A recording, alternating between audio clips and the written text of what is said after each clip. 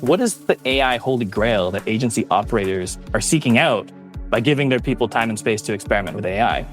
I would usually spend about 30% of my week doing what now takes me less than 5%, no question. This was a couple years ago. During our monthly all hands, we would create space for anybody to volunteer to kind of present some of their experiments, sharing that knowledge with other people. Don't throw it out to the team. Hey, we're going to X, Y, and Z. Let's make that happen. When everybody's accountable, no one's accountable. Treat it like a client project, or it's just not going to get done. We actually made a standard agreement that we would have everything transcribed, and everyone was just like, please, yes, accountability, that's great.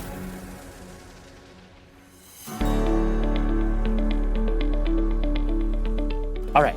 Today's session is all about taking your agency from a state of like tinkering with AI into a state of like truly benefiting from AI enhanced operations at scale. So let's maybe meet our panelists. Melissa Morris, who is a founder of Agency Authority and also like a prolific LinkedIn video poster. You were posting so much video.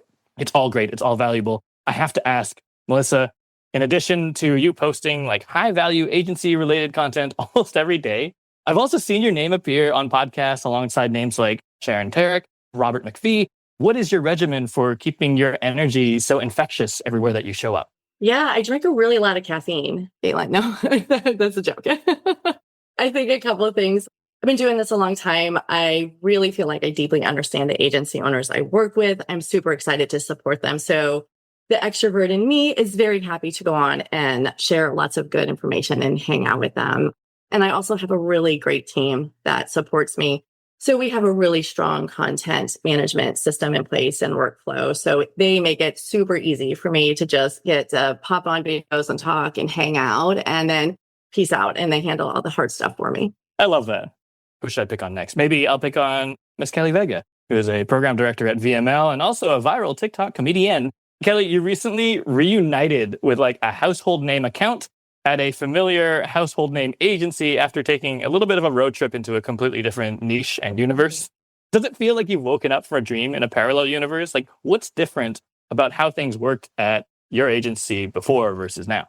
Big time perspective. Sometimes, whether you see it as like grass is greener on the other side, it wasn't necessarily greener or not.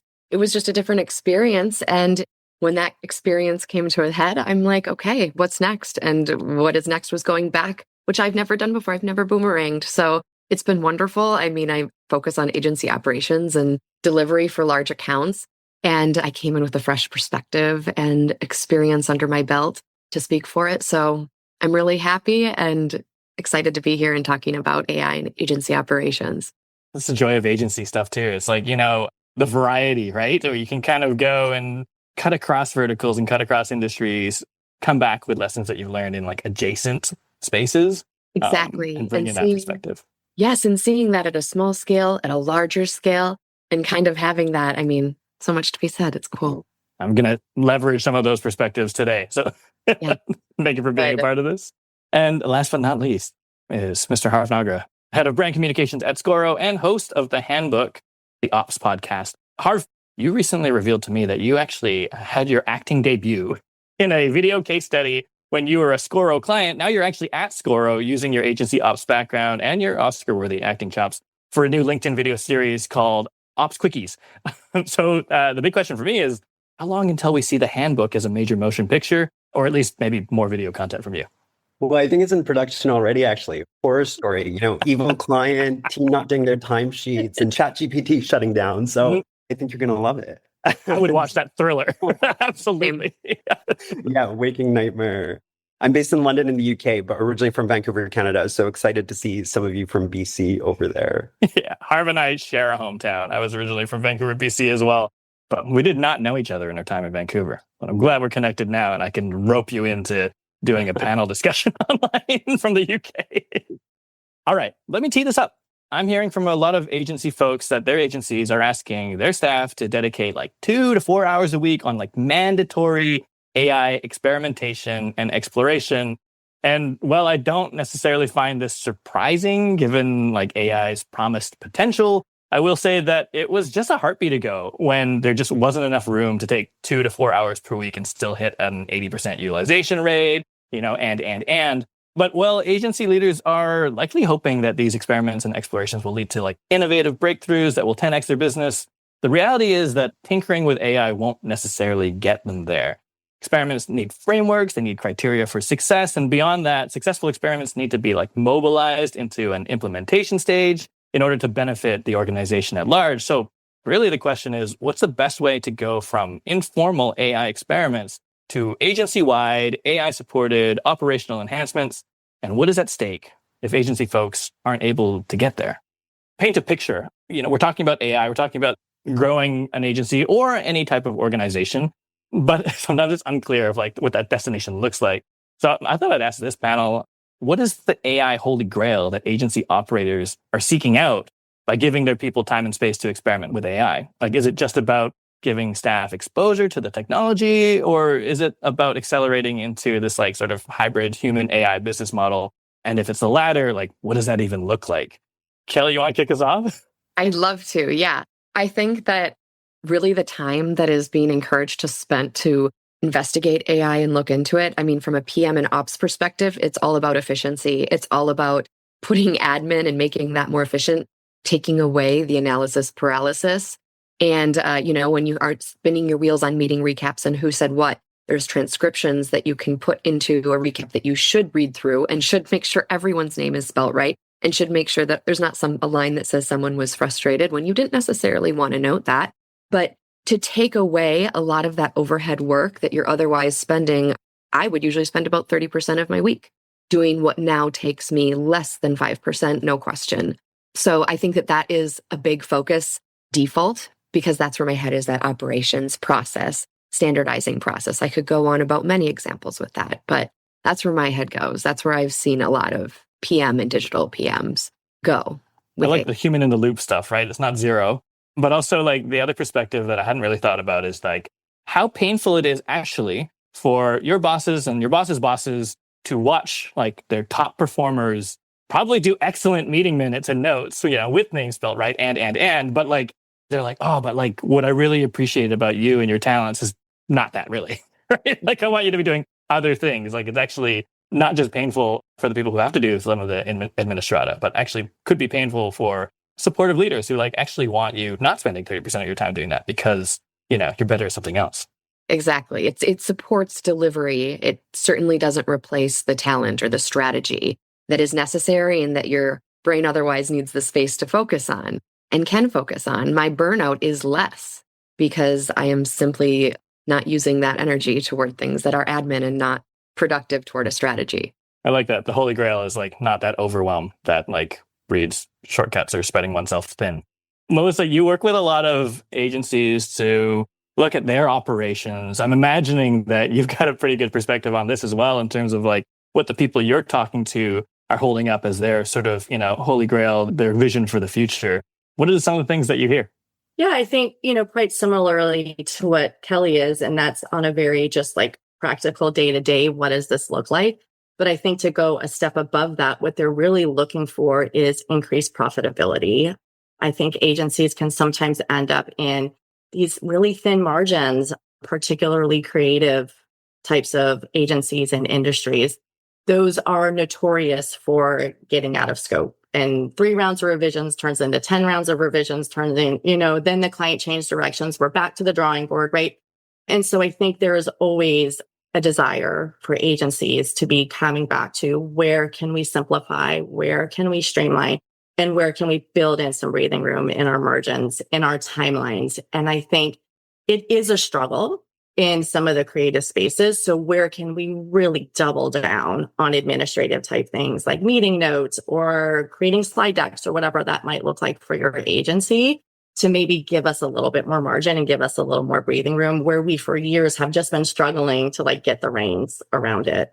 I love that. In one of our past events, I think it was in July, we were focusing on creative projects. And the thing that kind of struck me was that like, it doesn't have to be this uniform thing. Maybe it is, right? Maybe like for a project manager, someone leading a project, focusing on delivery or in operations, it's like that day-to-day operational efficiency. But like from like a project perspective for the teams, like there's a time and a place where you do want like a lot of time and human energy spent to like create stuff. And then, if you're like resizing images, like it's just like there's a moment where, okay, well, I'd rather that, I not have my best designers and creative folks resizing images or doing like localized copy for a campaign.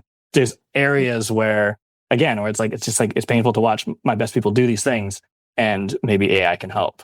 I like that it's not necessarily just like, cool, like dial up AI to 110 like across the board, just finding the spots where it's going to make that difference. I mean, building a Jira ticket is something that seems like something that could be admin-y. This is like a meeting recap or summarizing an email, but really, like, there's a lot of technical stuff that can go in there. And if you're taking a long-winded response from a developer, someone who's more tech-minded, and you can take that ongoing sentence and plop that in and be like, hey, I need a Jira ticket out of this. And then you're reading through and you're like, okay, actually that part is, and if you're including like the platform which it's on or whatever, you're going to get AI to beef that up, and then you slim it down and you react to it and then make it fit into your ticket. There's going to be labels they'll suggest that you don't need, all of that. But like, that has saved so much time for PMs when it's like, make this Jira ticket. Sometimes they just freeze, or it doesn't get made for a day just because they have to have time to think about it.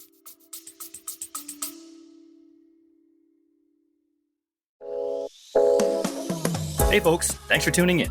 Before we get started, I wanted to mention that registration is now open for the new and improved version of our renowned certificate program, Mastering Digital Project Management. The course has been rebuilt from the ground up to focus on the latest trends in digital, and has been reshaped to make it easier to fit into even the busiest schedules. And for our podcast listeners, we're offering a special limited time discount. Register before May the 31st and get 10% off using the promo code DPMPodcast. That's a savings of $95 that you can put towards that value pack of sticky notes you've been eyeing, or more coffee, or better snacks, or whatever it is that your heart desires. For more information about the course, head on over to dpmschool.com. All right, on to the show.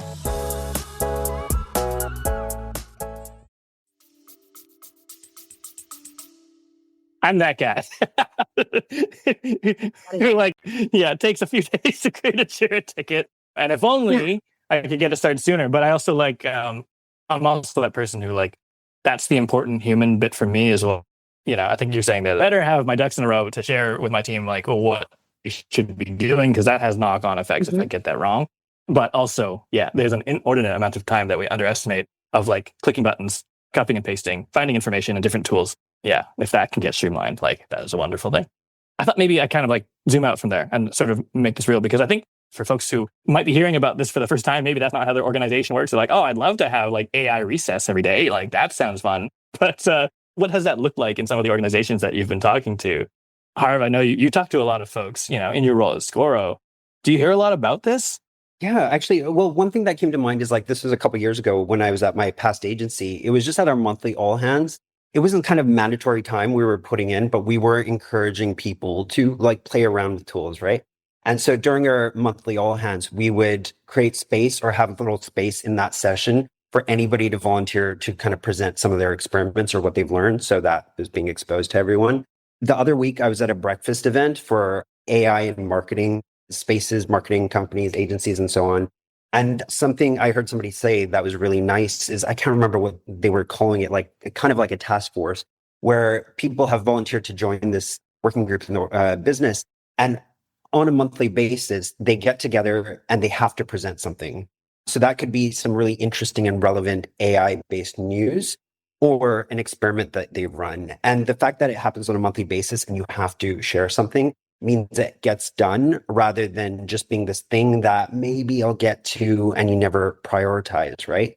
And again, the benefit of this is that you're sharing that knowledge with other people, right? Where I work now at Scoro, there's a few things that we have going on. We've got an AI Slack channel. So again, we're sharing kind of the news and experiments we're doing. And we've just recently done an AI skills survey across the business as well to find out what people are using. I mean, we have very strict usage rules. So we already know what people are using and what they're kind of, because it's been vetted for data. That's what I kind of recommend. Some of those kinds of things to just make sure there's a regular cadence of kind of learning, presenting, and knowledge sharing. It's such a cool like analysis tool that, in a very optimistic way, I've seen some that like seem very cold and sterile, and like you might lose your job if you answer the question wrong. This is like driving education, which I think is like the big piece. And I think, the theme of sharing information, I think is huge. I like that forcing function. Might not be for everybody. I'm sure there's people culturally who might be rolling their eyes. They're like, oh my gosh, I have to do this like AI thing and then present about it. What am I in grade school? But I think also it's the forcing function to share knowledge, because we're not sharing this knowledge. Nothing can scale. Nothing can sort of disseminate. It's easy for someone to just like maybe accumulate all these like ways of working that are excellent, but only they do. And therefore the like impact to projects is like this big instead of like that big. It comes with its own challenges after that, but we'll get into that. Does anyone else have like an example of like how an organization or an agency is structuring sort of this experimentation? Yeah. We actually have a proprietary tool. It's very robust, and it's even when you go, it's spliced out with like creative needs, operational needs, strategic needs. And within there, whether you're looking up set prompts or just types of files or what have you that need to be created. So given the robustness, we'll say it's funny how often I'll just go to the chat function that I've been using, elsewhere forever. So not to say the robustness isn't nice when you need something specific, but that more so happens when you just stumble across it. But yeah, I'll use the chat function simply. So having that proprietary tool kind of naturally has this default of like, use this. This is yours to use. If you have feedback, let us know here. And it's something our clients are aware of and use. And so really, it's less about a certain time that's allotted, encouraging us to experiment with the AI, and more so it's kind of up to us and encouraged to be like, show us how you do it successfully when that happens. So any task that I'll have, even going through a Jira export of time spent, right? Jira's robust reporting functionality, great. But if I'm looking for something so specific that I just don't have time to dig for and mess with filters on, I'm taking that export if everything with security and all the guidelines are being followed. But with that, I can be like, hey, tell me this about this, or how is this trending? Or, it helps me just start thinking, and then I'm back in Jira looking at how I can optimize. So it's not just giving me these answers of what to do, but it's helping me just kind of. So anyways, I'm getting more into the use of it, but it's just so encouraged given that it's a default tool now for us. It's just a matter of now how we're using it, not if we're using it. Do you have an opportunity to like input into that proprietary tool? Is it just training on all the stuff that people are doing in their day to day? Like, or is there like time spent going like, here's how I do a thing. I'm going to upload it, or, I'm going to train this model on it. I do wonder. It's associated to my account. And so all of the behavior and the actions that I'm giving it, I have noticed the messaging of summarizing is looking more and more like my voice, so to speak, right? But I still don't use that as copy paste into my emails. I'm still using like the bulleted things that are provided or processes outlined. And then I'm finessing it from there and making it my own without make sense. And there are adjustments needed. I would say even, if I were to quantify it, 10 to 30% I'm adjusting of recaps or linking things out, right? Showing that I do care about the recap I'm providing you, and you're not just getting something spit out with the same emojis and their spots and the M dashes, right? Like, okay, so I digress. Or M dash. Right. And I legitimately would use them. Now I can't use them because people will be like, okay. I'm like, well, first, we all know we're using AI. Second, or M dash. Let me go in and add some typos to my email before I send it. Yeah, exactly. Kind of. Utopia is it's too clean for humans to believe, so we need to mess it up a little bit. Misspell definitely. Every time. At least twice. I wonder if maybe we arc that into the thing that I've kind of been hinting at, which is that I think taking that, I don't know, I call it tinkering. I don't know if that's probably, I'm not offending anyone by saying that, but there is this sort of like getting familiar with, the technology and its capabilities. There's the helping yourself kind of like improve your own personal productivity. And personally, I applaud the fact that, an organization like an agency, which is like built on projects and billable hours, is willing to like invest non-billable time for folks to, experiment with AI. But arguably even the best AI experiments might just sit on some shelf and gather dust, like, all those hackathons that we've done over the past decade or so. But like, it requires some structure, it requires some formality, actually. It's not just the tinkering. But to my ops folks, how can agencies set up a structure that like vets great ideas and then like bakes them into the strategy and then moves them into implementation so that they can be part of the fabric of the business, not just like a tool that so-and-so uses over here in this corner, how can these projects avoid becoming that dreaded like internal project that's always like the lowest priority versus client work? It's like almost shippable. It was great. We spent, all of our experimentation time building this great tool. But every time we try and like roll it out, we get that big project from that client. So it's just going to sit there and do nothing. How do you guard against that? So this is something I talk a lot with our clients about, because obviously in the ops space, ops projects, activities, whether it's work in creating SOPs, your project management tool, whatever that looks like, it can be not the fun stuff sometimes, right? And inevitably, when there's client work, that's the stuff that gets pushed to the side. So when speaking with my agency owners, I'm always reminding them, if you have an internal project that needs to get done and gets across the finish line, then you need to resource it just as you would a client project. Don't, throw it out to the team. Hey, we're going to X, Y, and Z. Let's make that happen, guys. When, everybody's accountable, no one's accountable. I think we all know that, right? And then also don't give it to somebody, though, who we already know is on a big deadline, who's already at capacity with their own client deliverables, because inevitably it's just not going to get done. So how can we treat it like a client project? Build in real milestone moments. Is it a creative brief? What are we looking to solve, right? I think it's also to say, hey, go figure out how we can use AI to make the agency bigger, faster, stronger. Well, that's a tall order. Like, that's very ambiguous. But to say, right, to use Kelly's example, hey, writing JIRA tickets is a tremendous lift. It takes a ton of time. Sometimes I get it and I'm just like, I need a minute to even sit on it. How can we lean on AI to help us with that? So let's get real specific about what we're trying to accomplish. Also specific about what the expectation is for that. I could spend the next 3 months saying, I'm looking into it. I'm looking into it. I'm looking into it.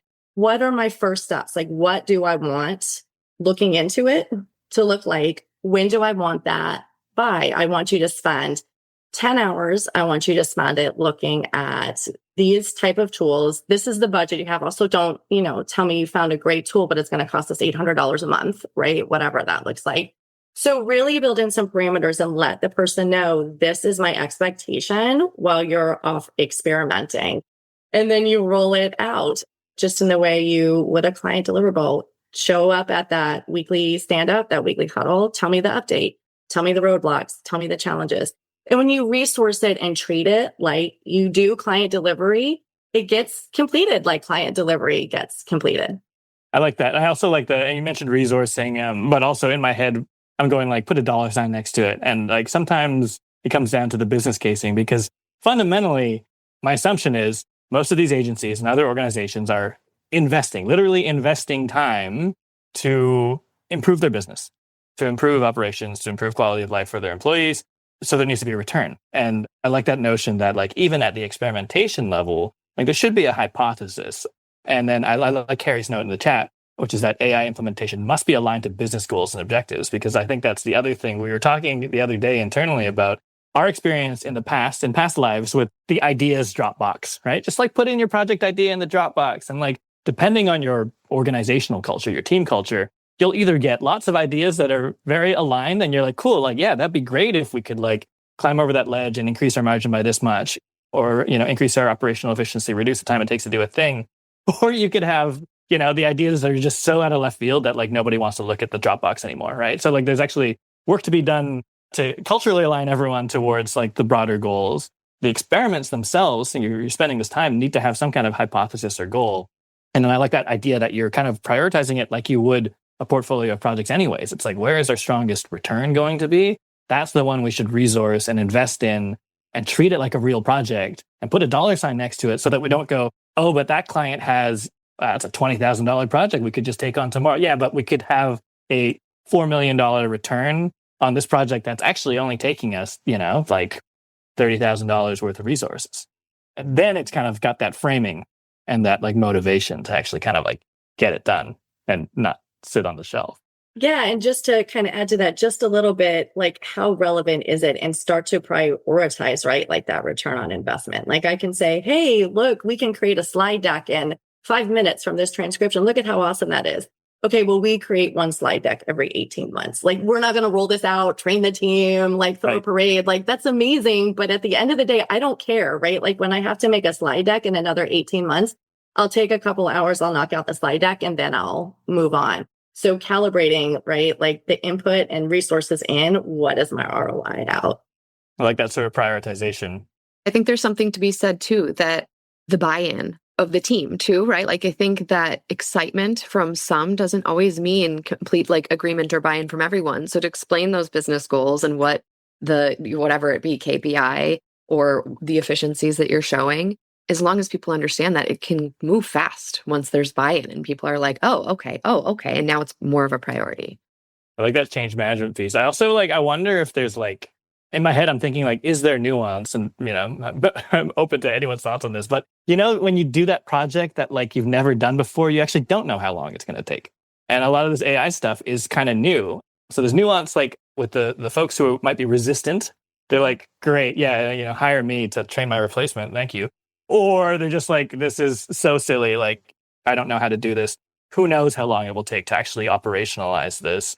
Yeah, how can organizations, agencies in particular, how can they navigate that so that the projects actually, fit within the sort of constraints that we've mapped them out to fit within? And is it okay that it's not? When we're thinking about the best kind of, scope creep or the change request that comes in from that internal project to be actually, you know what, this is taking longer. I don't even know what my question is really, but is it as simple as just having another project, or does AI kind of create this sort of nuance or inflection that might actually be a lot more complicated than just your standard fare bread and butter project that you do for clients? I think, no matter what you're doing, having a kind of a guess or an estimate of what you think it could take, time boxing something is always just really valuable, right? You don't have 40 hours a week for somebody to be doing these experiments. You maybe have a couple hours per week. And so saying we're going to dedicate 10 hours to this over the course of 3 weeks, and then we can assess. And if it doesn't come to a conclusion, then you can decide, are we going to continue this? Are we going to park it? Or are we going to kill it because it's too complicated, or this is not turning out the way we think it is? So I think that's a good way of just kind of time boxing, I guess, is the point, and coming back and assessing if it's kind of getting somewhere that's useful, right? That's what I would do anyway. I like it also because it's a microcosm of how round funding would work anyways. It's we'll give you a bit of money to get this far, then we'll give you more money if you get that far. And if you don't, then we might not give you that much more money, or we might not give you any money at all. But what are those sort of milestones that allow us to iterate towards value? But, I guess shrunken down and hopefully less Shark Tanky. But still the ability to sort of pause and go, is this heading in the right direction? And the culture to say, yeah, maybe we spent a whole bunch of money into this so far, but it's really not working. And we need to it's okay for this to fail. And, let's cut it off now before we bleed out more. AI projects and initiatives, there's instances where just because you can doesn't mean you should. Many instances. I mean, I think more so we hear some of those coming from request sides from the client who may not know all the best practices or where it's applicable and whatnot. I think that that's a very important recognition at some point to be okay, just because we can, should we, given either the effort that's left or what it's not doing so far, assess. I'm should I take this to devil's advocate zone? And I think I will, because in some ways I'm all right, let's review. So we're experimenting with things. We kind of need to, be able to measure them.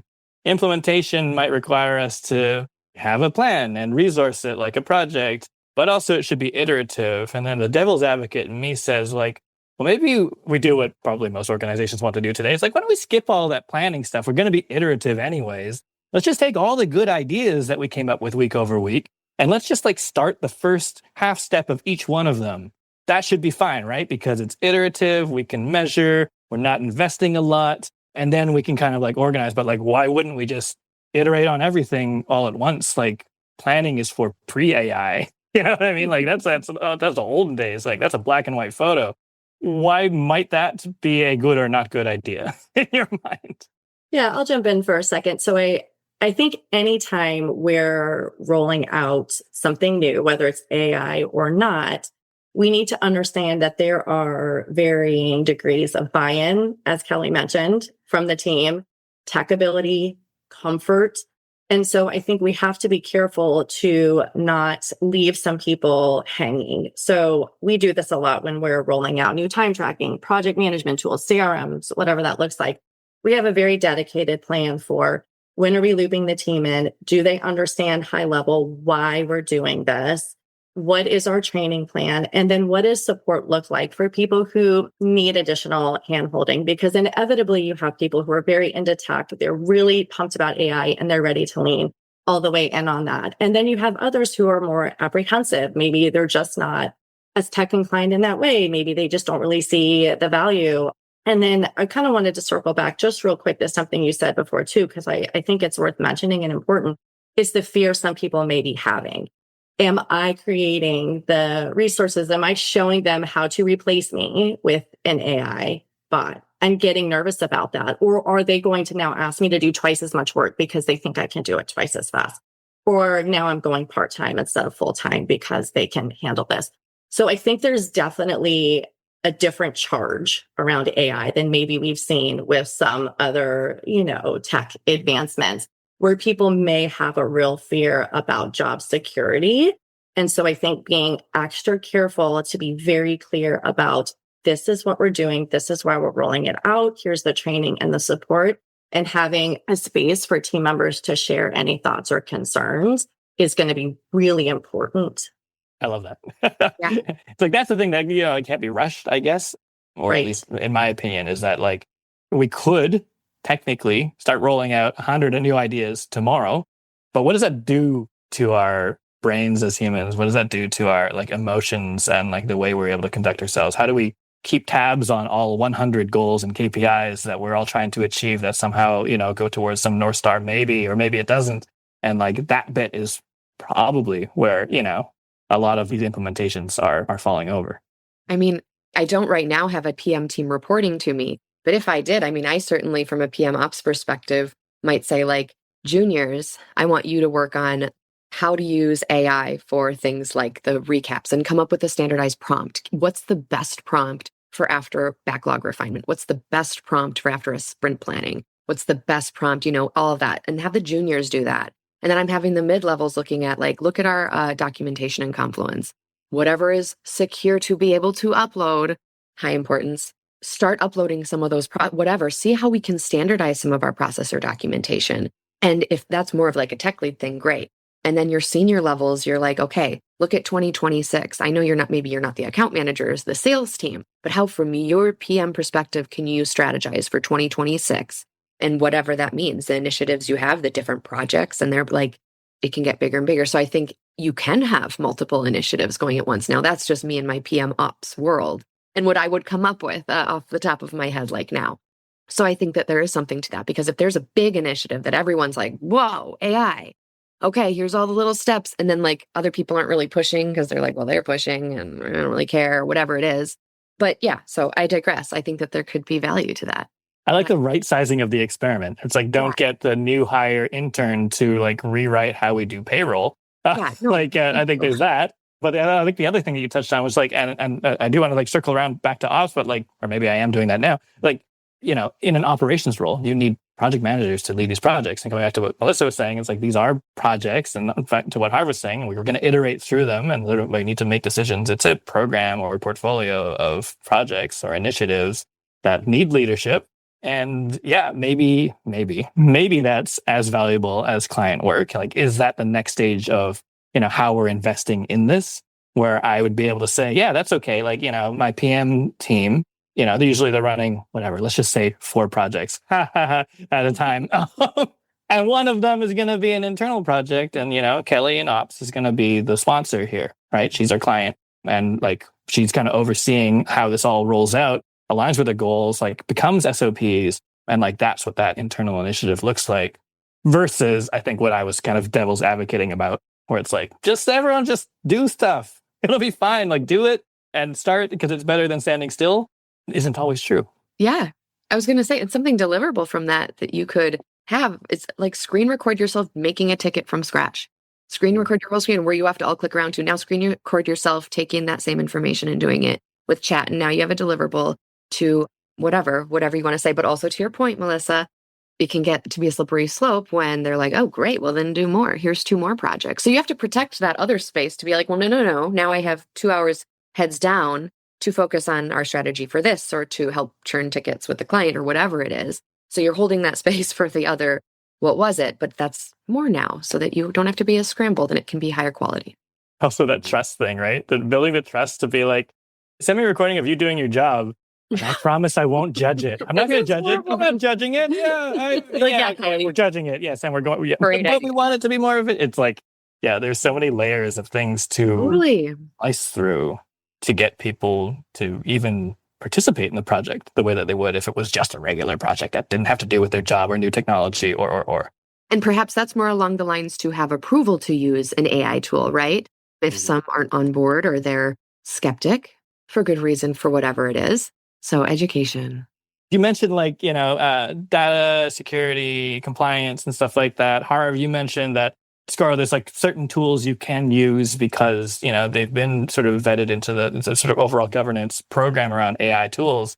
I guess maybe my question is like, is or is it not one of the things that folks seem to be either sidestepping, missing, or fully taking into account when they're rolling out their sort of like internal AI processes / what is the right level of governance at a certain stage, data, privacy, compliance, all that? Totally. I think it comes down to the organization and kind of the maturity around that, right? Over the past couple of years, since like this whole AI kind of race started, I think there has been a lot of experimentation and there was a lot of concern, especially in the early days of people like uploading client data and stuff like that. I'm sure that was happening. I'm sure that happens now. At least now we've got like kind of clear guidelines for our businesses to say this is what you're allowed to do and not. But like shadow IT has always been a problem that ops and finance people have had to worry about. People kind of just finding tools that they want to use, downloading them, installing them, asking for, signing up for a subscription. And the thing is like, one, you end up having too many things that you're paying for that you might not have control over. And number two, not everyone's benefiting from those kind of platforms, right? And sharing that knowledge and opportunity. So I think that's why having those kind of controls in place, from that operational point of view to say, this is how we kind of select products and make sure that they're safe. And this is what our guidance is on what you can and can't use that platform for. So I think that's super, super important. And I would add to that, I think we've been talking a lot about it from the context of within our own agency or within our own business. But I think having some clarity for your clients and a line of visibility on how you are using it when relevant and appropriate. I'm just thinking of a company we're working with. They have conversations that are quite sensitive to the point where if brought into a court of law, suddenly there's a transcript of the meeting that never happened or shouldn't have happened or a recording of it. So there's definitely certain situations where you would want to be very careful and make sure your client knows. And I mean, this is standard practice about recording and such too, but do I take that recording and go back and make it a transcription and save it in my Google Doc? Because it's really easy for me to go back and reference what we talked about. Make sure they know that, or that's okay. And just knowing what sort of documentation you're keeping and what implications that may or may not have down the road.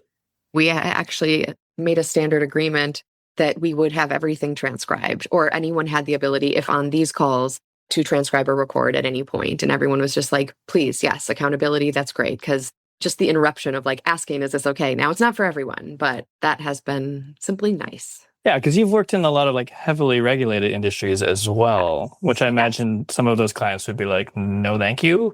Or did it surprise you? And they're like, yeah, please do that.